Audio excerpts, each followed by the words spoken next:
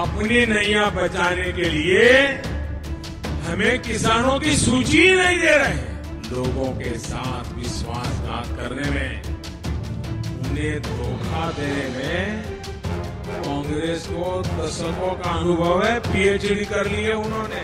लोकसभा चुनाव के दूसरे चरण के चुनाव से ठीक पहले प्रधानमंत्री मोदी छत्तीसगढ़ के कोरबा में थे और कोरबा में प्रधानमंत्री अपने स्वभाव के हिसाब से रैली को संबोधित कर रहे थे और जमकर कांग्रेस और गठबंधन को निशाने पर ले रहे थे और जम्मू कश्मीर को लेकर भी जनता से बात की।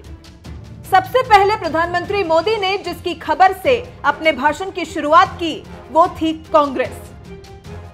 कांग्रेस पर हमला करते हुए सबसे पहले राज्य कांग्रेस सरकार को निशाने पर लिया और कहा कि छत्तीसगढ़ की सरकार ने दिल्ली में बैठे नेताओं के कहने पर यहां आयुष्मान योजना को बंद करने का फैसला किया और किसान सम्मान निधि के बारे में जानकारी नहीं दे रहे हैं, जिससे अनेक किसानों के खातों में ये पैसा नहीं गया है।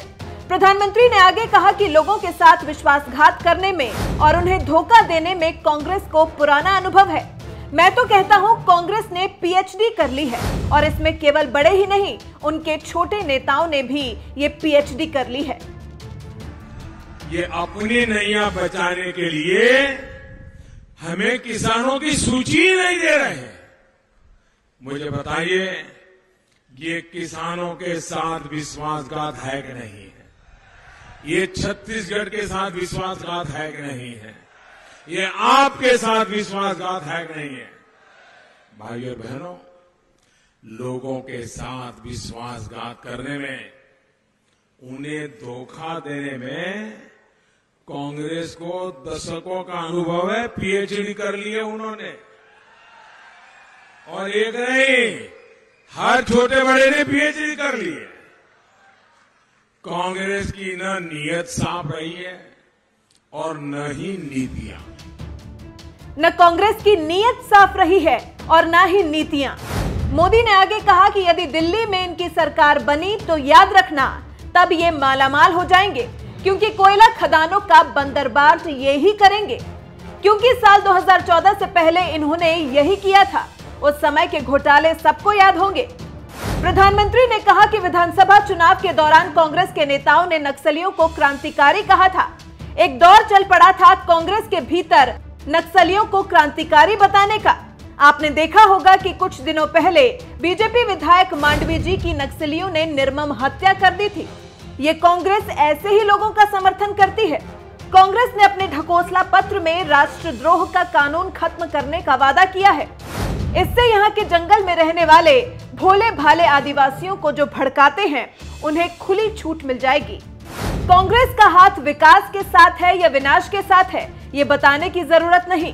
कांग्रेस यही नहीं करती है, नक्सलियों के साथ ही साथ देश के टुकड़े टुकड़े गैंग के साथ भी है, जो सैनिक देश को शांत रखने के लिए अपनी जान दे रहे हैं। कांग्रेस का पंजा उन्हें कमजोर करने की कोशिश कर रहा है। कांग्रेस जवानों की सुरक्षा कवच को हटाना चाह रही है। भाइयों बहनों, कांग्रेस का पंजा सिर्फ नक्सलियों के साथ ही नहीं है, बल्कि उन लोगों के साथ भी है जो देश के टुकड़े टुकड़े करना चाहते हैं।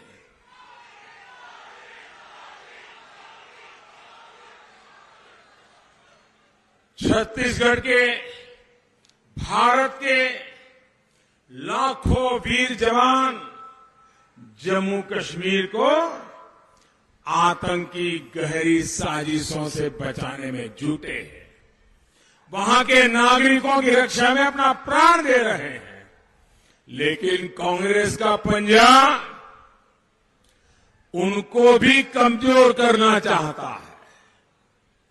कांग्रेस कहती है कि हमारे जो जवान आतंकियों से लड़ रहे हैं, उनको जो सुरक्षा कवच मिला हुआ है, उस सुरक्षा कवच को भी हटा लिया जाएगा, छीन लिया जाएगा। आपके पास सोचने का वक्त है। अगर अब आप चूके तो पूरे 5 साल तक आप चूक जाएंगे।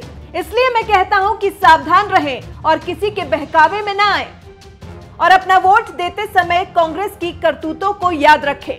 अब देखते हैं कि 23 मई को छत्तीसगढ़ की जनता क्या करती है और बीजेपी को कितनी सीटें जिताकर भेजती है, ये तो आने वाले वक्त में ही पता चल पाएगा।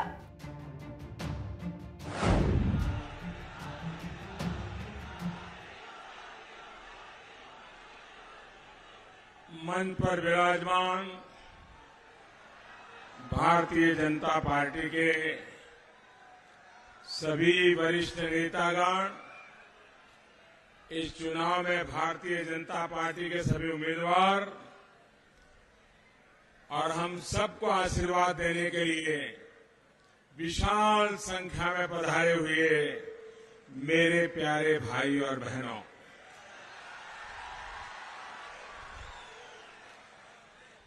आज यहाँ आए हमारा दीदी, बहिनी, दाई, दादा, भैया और संगवारी मन लो मोर जय जोहार। आजादी के लिए सर्वोच्च बलिदान देने वाले शहीद वीर नारायण सिंह और वीर गुंडाधुर को मेरा कोटि कोटि नमन। मैं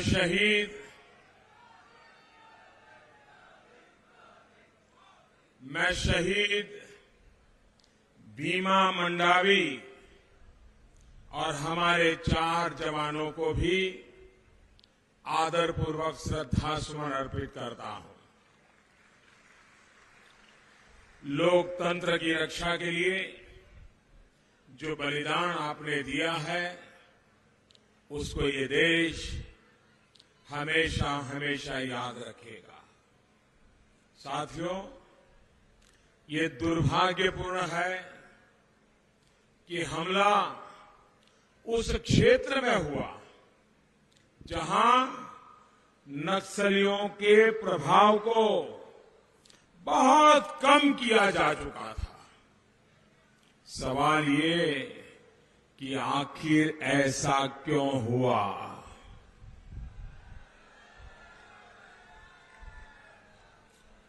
आपको याद होगा, जब विधानसभा चुनाव के दौरान मैं यहां आया था, तब मैंने कांग्रेस के नेताओं के बयानों की तरफ छत्तीसगढ़ के भाइयों बहनों का ध्यान दिलाया था। तब नक्सलियों को क्रांतिकारी बताने का एक दौर कांग्रेस के भीतर चल पड़ा था। नक्सलियों को क्रांतिकारी कह रहे थे। आज जो यहां हो रहा है, वो कांग्रेस द्वारा नक्सलियों का हौसला बढ़ाए जाने की वजह से ही हो रहा है।